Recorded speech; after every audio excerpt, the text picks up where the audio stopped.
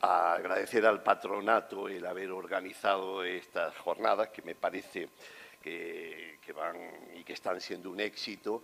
Desear que esto lo mantengáis y al equipo de organización que pensarais que yo podía ser útil. Finalmente elegí un tema que en principio podía ser raro en un marco de lo andalusí, traer la Cuba Soprana, que es un edificio arabo-normando, pero en el diálogo que mantuve con vosotros teníais interés de subrayar algún aspecto metodológico.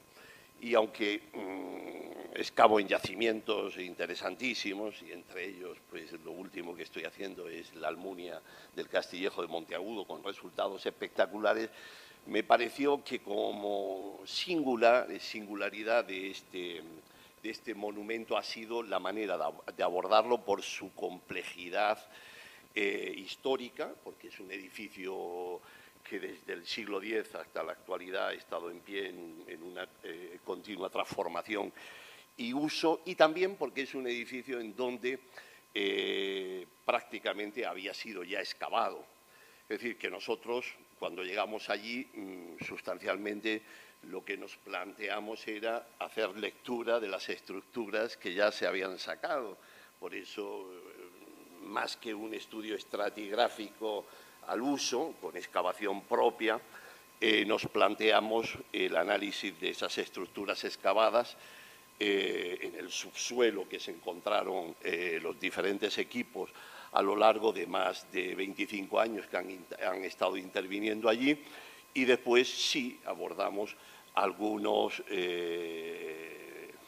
análisis de alzados, picando paredes que no estaban picadas y uniendo sondeos que se habían hecho y que en gran medida habían impedido comprender el edificio.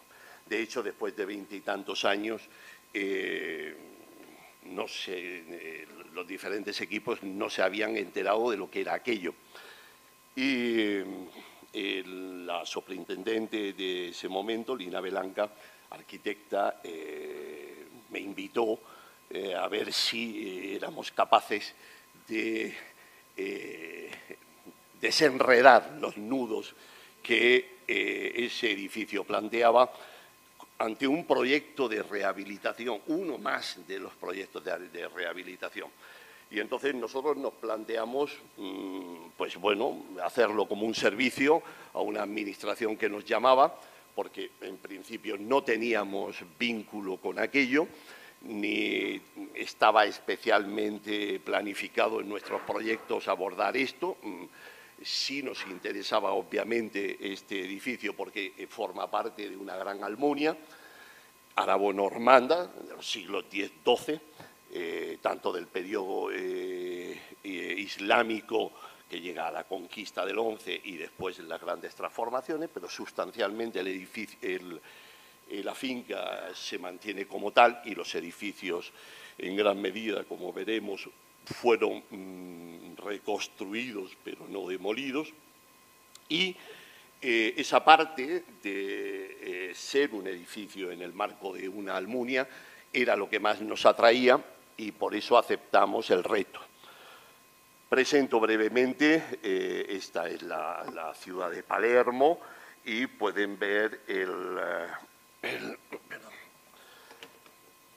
la ubicación de esta gran finca, aquí pueden, y la Cuba Soprana estaría aquí, la Piccola Cuba, dentro de esta gran área, vinculada, como pueden ver, a lo que era la Alcazaba, el espacio fortificado de la ciudad islámica. En este caso es un tipo de finca muy asociada al centro de poder. Para que se hagan ustedes una idea, sigue el Generalife sigue este modelo de implantación. Es un tipo de finca complementaria al espacio áulico que está en la ciudad, sea Alcazaba o sea una ciudad áulica como es la Alhambra, en donde la Almunia se diseña como espacio complementario para la vida palatina de la Alcazaba o de la ciudad áulica. Esto es un tipo, una variante de Almunia, que como ven es antiquísima y que tiene uno de los últimos ecos aquí en Al-Ándalus con el Generalife, en una inmediatez que en la mayoría de los casos se salvaba a través de una serie de puentes que permitían pasar de la ciudad palatina a la Almunia con una absoluta continuidad de seguridad y de uso. Es decir, siempre las alcazabas o las ciudades áulicas tienen unas limitaciones espaciales que dificultan el desarrollo de la espectacularidad de la vida protocolaria y palatina de tipo oriental que se daba en estas cortes, y la finca, aunque tiene un primer intento, a la vez sirve como espacio de explotación. Es interesante, en el caso del Generalife, donde lo tenemos quizás mucho más claro y los compañeros han hablado de alguna manera de todos estos espacios de cultivo anexos a la ciudad áulica, esa proximidad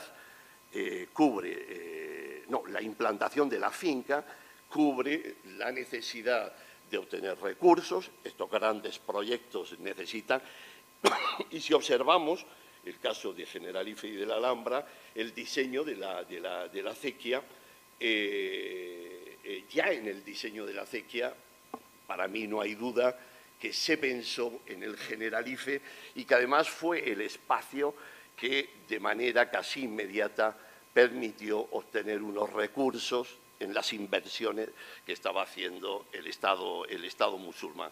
Por lo tanto, la finca es una manera de recuperar dinero rápidamente en estos proyectos que son muy complejos, sea el Generalife con la Alhambra o respecto a la ciudad palatina, hacia la Alcazaba de Palermo, y lógicamente esa proximidad permitía que tú desarrollaras con esa espectacularidad que te permite unos espacios amplios, lo que dentro de la ciudad áulica o de la Alcazaba no puedes. En este sentido, la doble vertiente de espacio productivo es interesantísimo subrayarlo siempre. Todos estos esfuerzos que hemos visto, que los compañeros han mostrado en las infraestructuras, es absolutamente clave para entender todo esto, el que la ampliación de cultivos pasa por unas inversiones en crear nuevas estrategias de obtención de agua para que tú posibilites la expansión agrícola. Esto es muy interesante porque tenemos una idea como muy fija de los núcleos urbanos, sin darnos cuenta que su crecimiento exige ampliar los espacios cultivados. Granada, concretamente, fue una de las ciudades que en los siglos XIII, XIV y XV sufre un crecimiento excepcional y hizo falta hacer respuestas para crear espacios de cultivo. Por eso, lo expuesto anteriormente sirve mucho para entender, no es el caso de Palermo, entiendo que no, pero hay muchos elementos comunes en donde comparten la finca espacio productivo, rentable, la finca espacio de desarrollo de toda la vida palatina cercana a la ciudad áulica o a la Alcazaba. Bueno, yendo a lo que más interesa, que era cómo abordar el estudio de un edificio, de una parcela que es un fósil dentro de la gran expansión de Palermo, que hoy día ha hecho desaparecer, sobre todo después de la Segunda Guerra Mundial, hay una expansión que destruye todos los espacios agrícolas y los edifica, y esto concretamente era una vila muy reducida ya de su extensión, una vila que se conforma en el 16, en el edificio y en el pedazo que quedaba de la Almunia, y que se transforma con una gran obra en el 18. Este era el edificio medieval que se veía mejor, que había permanecido, el 2, que había permanecido en el paisaje urbano como claramente un pabellón de jardín claramente identificado como normando. Hemos abordado también su excavación y claramente se ve que existió un pabellón islámico y que sobre las estructuras, no voy a entrar, se construye en este caso completamente el nuevo pabellón normando. Pero este no es el caso de la Cuba Soprana, que era el pabellón residencial, el pabellón de un sentido amplio, porque permitía unas actividades que un pequeño pabellón como la Piccola Cuba no lo permite. Es un edificio que se mantiene en el tiempo y que, como digo, no voy a entrar a detalles. Tenemos una documentación muy buena del 16, que ya se convierte en vila renacentista, y en el 18 con una conformación barroca, como pueden estar viendo, sobre todo en esta escalera espectacular. La fachada que ahora veremos se sitúa aquí y es el elemento medieval que a principios del siglo XX, esta es la planta actual de la conformación última barroca, y este es el espacio, este que ven aquí, es el espacio medieval, islámico y normando. Todo lo demás son ampliaciones del 16 y barrocas. Otra imagen de ese mismo edificio con la conformación barroca y con la aparición de estructuras ya, en este caso, normandas, en las restauraciones que se fueron haciendo, y aquí el interior del edificio barroco con los elementos claramente de época normanda en la última planta. Aquí los pueden ver, la decoración de fachada del edificio medieval y los elementos ornamentales del edificio barroco de una gran calidad. Aquí pueden ver algunos de los techos. Resumiendo, estamos ante un edificio de una complejidad enorme que ha sufrido una historia de transformaciones y de una mala gestión en cuanto a su recuperación. Ya a principios del siglo XX, en unos trabajos, aparecen en la fachada estos restos que claramente los identifican como medievales y los consideran normandos. Nosotros llegamos allí con la identificación de que esto es normando. Eso da lugar a lo largo de todo el siglo XX y principios del XXI a que en los diferentes proyectos de restauración se encarguen a diferentes equipos, lo cual genera más confusión, la excavación de ese edificio. Aquí pueden ver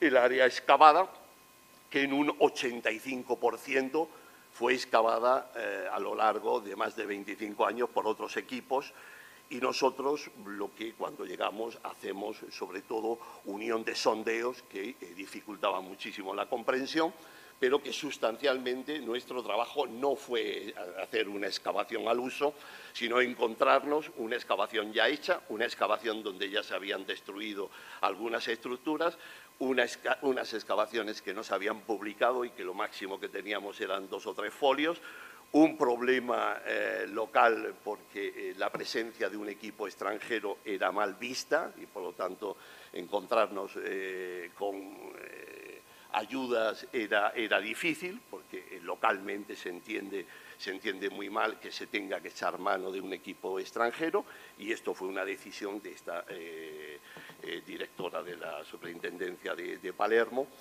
que ya estaba en contacto con nosotros desde hacía años y había valorado mucho lo que veníamos trabajando en arqueología, pero sobre todo de la arqueología de la Almunia, y esto es lo que a ella le dio pie a invitarnos, insisto, con un grandísimo rechazo local, porque no se entendía que se echara mano de gente de fuera. Y en gran medida era comprensible porque los resultados después de nuestra intervención fueron absolutamente espectaculares, y claro, cuando tú consigues obtener algo singularísimo a través de una excavación que tú has hecho, pues normalmente no pasa nada. Dicen que ha sido suerte, pero claro, cuando tú lo que estás abordando es interpretar los restos ya excavados, los restos excavados y en parte mutilados, y sin publicar, con una complejidad de todo lo hecho por diferentes equipos, donde se ha muerto uno, la otra. Es decir, ese fue el panorama, por lo cual nos encontramos que teníamos que ir a hacer arqueología de la arqueología hecha durante 25 años. Insisto, este es el panorama de la zona del edificio medieval, que es esta. Este es el eje del edificio barroco. Y tras todos los trabajos que nosotros hicimos, pues este es el resultado. Absolutamente impensable, quiero decir que no es que se había producido un proceso de acercamiento a esta realidad, no. Nosotros, partiendo de todo esto, descubrimos que tenemos un edificio singularísimo en el que identificamos un pabellón sobrelevado, un belvedere, es decir, que tiene una finalidad en estas almunias en zona llana, de poder en las plantas altas mostrar la almunia a las visitas y a la misma vez es un elemento vertical que permite la escenificación del poder en el paisaje.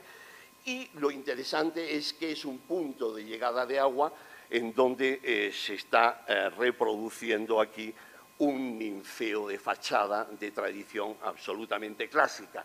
Tenemos en un mismo edificio el ninfeo de fachada, insisto, con la organización tripartita, la alberca estrecha, y en 2 plantas tendríamos este gran arco, que formaría parte, por decirlo de alguna manera, del modelo ninfeo, y en la parte superior tendríamos el elemento belvedere.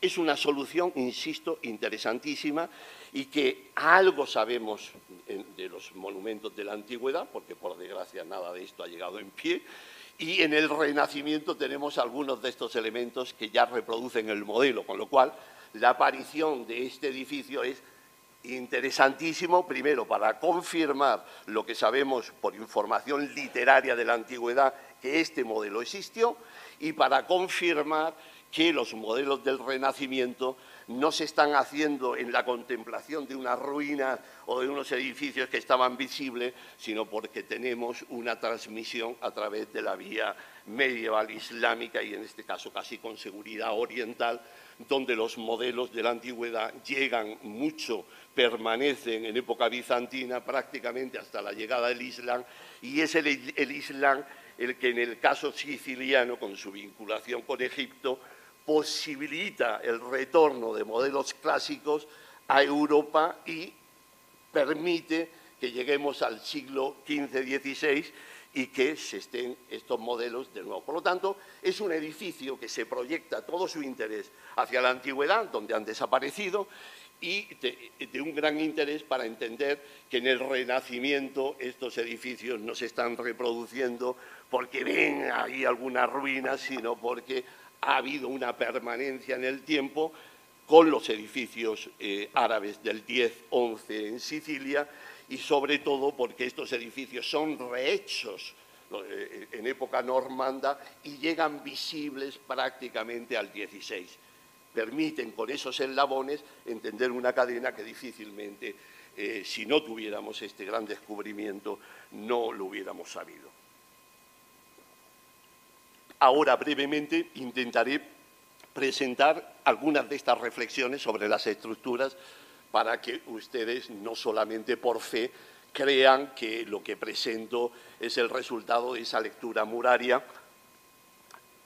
Lo primero es entender que este pabellón estaba inserto dentro de lo que sería una de las huertas de primor que tendríamos en estas almunias. Estas almunias son espacios compartimentados con realidades muy diversas, unas realidades muy productivas, otras realidades muy palatinas, palaciegas, pero esto, por definición, sería lo que yo vengo llamando la huerta de primor dentro de una almunia que tiene diferentes huertas. La huerta de primor aquí en el Generalife es la huerta grande, perfectamente definida por sus muros, separada y obviamente porque hay unas funciones diferentes y complementarias dentro de la almunia. Aquí tendríamos este edificio, que es el objeto de estudio, y la piccola cupa en una estructura. Bueno, estos ninfeos, obviamente, ahí los tienen. Es decir, que el ninfeo de fachada tenemos muchísimos casos con esta organización tripartita, con la alberca alargada. Por lo tanto, modelo de ninfeo de fachada, no hay ningún problema, tenemos todos los que queramos de época clásica. Pero fíjense cómo estos ninfeos se están reproduciendo en el Renacimiento y en el Barroco. Volvemos a tener, y siempre es muy interesante observar la presencia artificial de las rocas. Es decir, la memoria de lo que eran las grutas, ese espacio natural en donde se monumentaliza la llegada del agua, que en estos casos es absolutamente artificial. En los puntos naturales se monumentalizaban, pero cuando tú te traías el agua a la ciudad, lo que querías era reproducir en la ciudad, con estos ninfeos, lo que fueron los ninfeos naturales y monumentalizados en los puntos de salida del agua. Por lo tanto, ya ven ustedes esta continuidad del modelo, pero en este caso tenemos la reelaboración con el Belvedere, con el pabellón Belvedere. Esto lo hace más singular aún. No estamos solamente ante un ninfeo, sino que se fusionan esos dos modelos. Aquí pueden ver ya el ninfeo Belvedere. Lo tenemos en los jardines del Vaticano. Y obviamente de nuevo tenemos los tres vanos, siempre esta estructura impar, la alberca alargada y una zona de contemplación. Esto es la casina de Pío IV en los jardines vaticanos. Todo esto era difícil de entender y, sin embargo, la aparición e identificación de ese monumento no solamente ha sido valiosísimo para que Sicilia por primera vez ya tenga un edificio claramente árabe, que lo que se conocía se creía que todo era normando, sino que este trabajo lo que ha permitido es plantear sustancialmente la dimensión de réplica que los normandos están haciendo en el 12 de los edificios que ellos mismos han destruido en el 11 y que parcialmente están integrados en los edificios que ahora mismo se están considerando integralmente normandos. Obviamente, la investigación la hemos hecho en la Cuba Soprana y la hipótesis es que otros edificios clasificados íntegramente como normandos, que siempre se han valorado como modelos muy islámicos, pues son islámicos porque en parte su materialidad es islámica, con independencia de que el modelo es claramente islámico y que los normandos no tienen ninguna capacidad de crear arquitectura, no tienen tradición y lo que están haciendo es todo ese complejo monumental que ellos destruyen parcialmente en el 11, lo están reconstruyendo, rehaciendo o completamente haciéndolo sobre las propias ruinas en una recomposición espacial de las fincas sin modificarlas y en muchos casos sin la eliminación completa, no como en la Piccola Cuba, que sí se elimina completamente, pero en la Cuba Soprana está verificado que dos niveles son islámicos y que el último sí es normando. Seguimos. Lo interesante es que concretamente el Genoardo de Palermo, donde está la Cuba, tiene otros edificios y en este caso tenemos la Sisa, donde de nuevo tenemos una opción de ninfeo en lo que llamamos gruta. Es el ninfeo que reproduce arquitectónicamente lo que sería una gruta y el punto de llegada del agua que lo tenemos aquí. Es otro modelo, pero lo que sí sabemos es que en la misma finca, además de la Cuba Soprana, de la Sisa, que es esto, y de la Sibene, tenemos la misma solución de llegadas de agua con su monumentalización a través de ninfeos.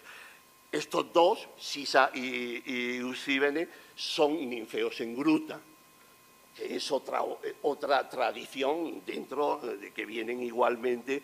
Y esto es lo que, insisto, en el 12 se rehace y estoy prácticamente convencido que estos edificios que siguen siendo considerados íntegramente normandos, materialmente en una parte muy importante son islámicos y solamente una investigación que aborde estos otros edificios podrá plantear.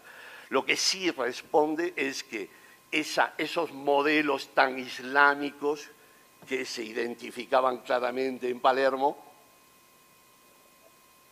no cabe duda que lo son, pero no solamente lo son porque se supone que en el 12 están copiando modelos del mundo islámico, no, los normandos están reconstruyendo y copiando los propios edificios que ellos han destruido del 10-11. Bueno, el trabajo es complejo y en tan poco tiempo no les voy a calentar la cabeza. La lectura muraria nos permitió identificar un primer pabellón ninfeo con diferentes transformaciones hasta época normanda, identificando fases de época islámica clarísimos, 10-11, y la última que sería el 12. No entro, es un tema, insisto, que merece una gran discusión, pero no es el momento para ello. Lo primero que llamó la atención es la presencia de estas 3 piedras gigantescas. Estas piedras, por los arqueólogos anteriores, eran los cimientos de esa estructura. Es decir, que por hacer una presentación del panorama que nosotros nos encontramos, es que estas 3 piedras que ven aquí gigantescas, que corresponden a las 3 piedras de la alberca, en su restitución como debió estar, estas 3 piedras en una fase, el edificio avanza y se cimienta sobre ellas, y cuando se excava se interpreta que estas piedras son cimientos. Lo digo para que se hagan una idea del nivel de desactivación total y absoluta que había para poder comprender lo que allí existía. Todo eso estaba excavado. Quiero decir, esto que les estoy mostrando a ustedes, simplemente nos limitamos a limpiarlo. Se trata de unas rocas, como pueden ver ahí, esto está recortado, todo esto está recortado por una fosa moderna. Esta es la primera fachada árabe, y aquí vemos las rocas que obviamente, aunque defendemos que estaban allí, sí fueron expuestas por el hecho de que les colocan diferentes plomos para su ubicación y para que puedan estar con una cara mostrada. Aquí pueden ver los detalles de los plomos de estas rocas. Estas rocas, como pueden ver, son rocas dolomíticas, son del Jurásico y estaban encima de lo que es el sustrato marino de toda la plataforma de Palermo, que es una cosa del Pleistoceno. Por decirlo de alguna manera, teníamos una alteración geológica. Obviamente todos ustedes saben que el Pleistoceno es muchísimo más reciente. La plataforma marina de Palermo, que es uniforme, está debajo de estas rocas dolomíticas del Jurásico. Eso desde el primer momento que nosotros llegamos allí, que obviamente nos dimos cuenta que eso no son cimientos, y nos dábamos cuenta que las rocas era algo singularísimo, es lo que en última instancia explica por qué se está haciendo el edificio allí y qué se está persiguiendo. Esta es la alberca, estas son los afloramientos de esas rocas. Aquí pueden ver ustedes las rocas, esas rocas, y cómo además las calzan. Es decir, aunque creemos que no han sido transportadas, aunque creemos que es una floración en esa zona natural, lo que sí se hizo fue exponerlas, y para ello, además de los plomos que ya hemos manifestado, calzan. Y lo que, por desgracia, claro, la dificultad que todo esto ha tenido es que la plataforma en el 16 la rasan y la bajan a la cota de suelo, y las rocas son cortadas, aquí las pueden ver, y aquí, sin embargo, en una cavidad sí se mantiene el desarrollo de las rocas tal y como estuvieron en época medieval. La infraestructura hidráulica es básica, la llegada del agua la identificamos en este punto, y la zona de la alberca está aquí con una bifurcación de canales metálicos, de tubos metálicos, que permitían que el agua llegara con presión a lo que sería la alberca en su estado original, que es este, porque esta imagen que les estoy presentando, este muro que ven ustedes aquí es este, la fachada del primer momento es esta, y la alberca es todo esto. Esto es el segundo momento de ampliación, también islámico, que no corresponde con esta imagen. Por eso esta estructura está cimentada aquí. No cabe duda que se tiene un interés de reproducir un ninfeo.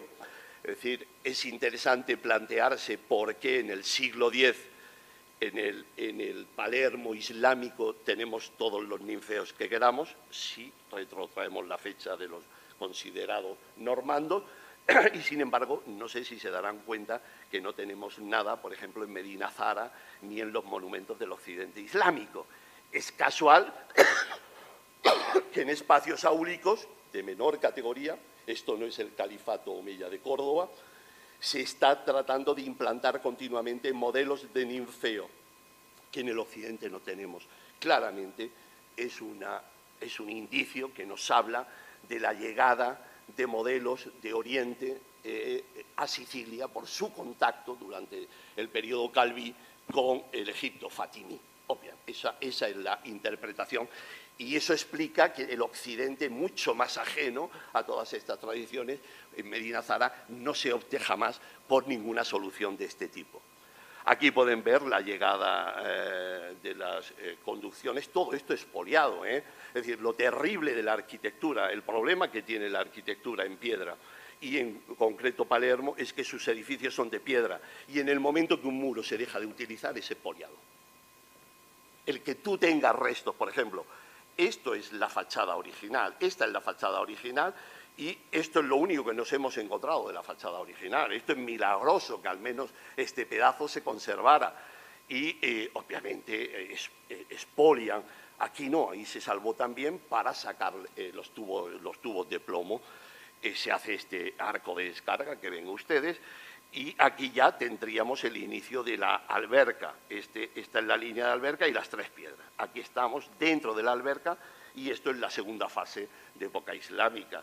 Esta sección permite ver el muro de fachada del monumento islámico y en la nueva fachada de la segunda fase islámica, y la reducción de la alberca, que obviamente llegaba hasta aquí. La alberca era todo esto y las piedras estaban dentro de la alberca. Una imagen de la alberca, voy muy deprisa, los diferentes pavimentos dentro de la propia alberca. Es decir, hay una secuencia de crecimiento en altura de la alberca y una reducción del espacio de la alberca.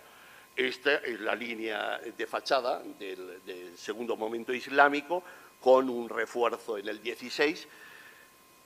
Y aquí pueden ver perfectamente la alberca en su cota de suelo más antigua, la alberca en su cota de suelo más reciente, y cómo están cimentadas. Esta es la fachada antigua, y aquí estamos cimentando, se ve la cimentación de la segunda fase islámica sobre la alberca. Es de una lectura clarísima para arqueólogos tontos, lo digo por quitarme mérito.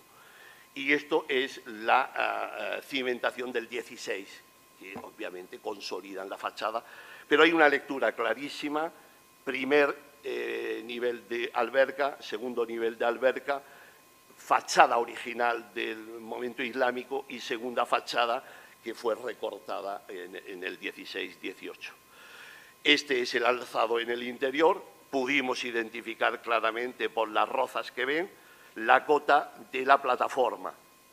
Es decir, todo esto es rebajado para hacer el suelo del 16. Es decir, que el monumento era de una complejidad enorme.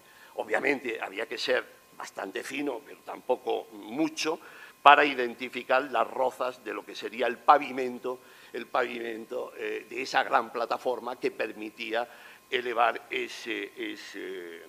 Y aquí podemos ver este contrafuerte destruido por las reformas de época moderna. Aquí podemos volver a ver la línea de pavimento de esa plataforma y lo que era la puerta de entrada al edificio árabo-normando. Seguimos, aquí pueden ver la fachada original, la línea de pavimento de la plataforma ya se lo he mostrado, y todo esto se retalla a lo largo de los siglos, y esto permite que algunas de las estructuras obviamente se salven. Este es un pavimento del 12, casi con seguridad normando. Encontramos los muros de la primera fase, los que dejaron las excavaciones previas, que otros muros desaparecen. Aquí podemos ver el arco de descarga que protege la conducción de la primera fase del edificio árabe, y aquí tenemos el arco que pertenece al segundo momento del edificio árabe y milagrosamente la estructura árabe se ha salvado aquí. Lo lógico es que hubiera desaparecido. Bueno, se ha expoliado toda la parte superior y aquí podemos ver de nuevo la conducción perfectamente sellada para que tenga presión y permita la salida a través de los caños. El agua tiene que ser conducida a presión para que se pueda elevar a plantas superiores y vemos que aquí de igual manera se ha rebajado en el 16 y todos estos muros se han... aquí volvemos a ver la línea de plataforma. Esta es la planta con su vano central, que es este. Aquí tenemos vanos laterales muy transformados, que sería... Y esta sería la organización del edificio con una sala cuadrada, la entrada hacia el patio, lo que sería una letrina, y es un esquema bien identificado con los restos que estamos, porque esto sí se ha salvado, este muro no lo han demolido en ningún momento y por lo tanto la lectura muraria de esta estructura permite identificar este vano y aquí nos ha podido picar y por lo tanto no hemos documentado ese vano. Una propuesta de reconstrucción, que es la que ahí tiene. Este es el vano que antes le he señalado, que decía que parecía ventana y es puerta, la plataforma como ven, y en este caso tendríamos el edificio ya tras su primera ampliación. Paralelos los tenemos en otros edificios normandos como es este. Esta es la cuba sotana, la de abajo, y esta es la que nosotros hemos identificado, que es la soprana. Esta es la fachada que más nos ha permitido hacer una lectura del muro en alzado, donde hemos podido identificar que todo esto pertenece a la segunda fase islámica y que esto es normando. Prueba de ello, vean ustedes la implantación de la obra normanda, donde aquí tienen ustedes estas diferencias, que es lo más manifiesto de cómo hay dos programas constructivos diferentes. Esto no significa que en época islámica no tuviéramos arriba el Belvedere. Lo que creo es que de la ruina que hacen, la parte superior quedó más, y en época normanda esa la terminan de demoler y hacen un edificio completamente normando, pero con unas asimetrías en su implantación que señalan, entre otros elementos de prueba, que el edificio, la fachada de abajo es de la segunda fase islámica y que lo de arriba. El resto de la decoración estaba pintado en blanco con llagas en rojo, simulando, reproduciendo los sillares que no se veían. Es decir, había un aparejo simulado con estuco sobre el aparejo de sillares y la decoración, fragmentos de decoración de lo que fue ese edificio con una franja superior, pero ya de época normanda. Los tenemos, esas inscripciones del 12, con las que hacen suyos los normandos los edificios tras su reconstrucción, pues ahí lo tenemos. Creo, y por resumir, la importancia de este trabajo a partir de la lectura muraria, fundamentalmente muraria, y por eso teníamos interés no solamente por la importancia y significado de este monumento de cara a la historia de la arquitectura de época clásica y del Renacimiento, sino por la propia metodología de análisis que nosotros hemos hecho de excavaciones que a lo largo de años se habían venido haciendo y que por desgracia no habían vislumbrado en ningún momento la magnitud de este hallazgo. Muchísimas gracias por la atención.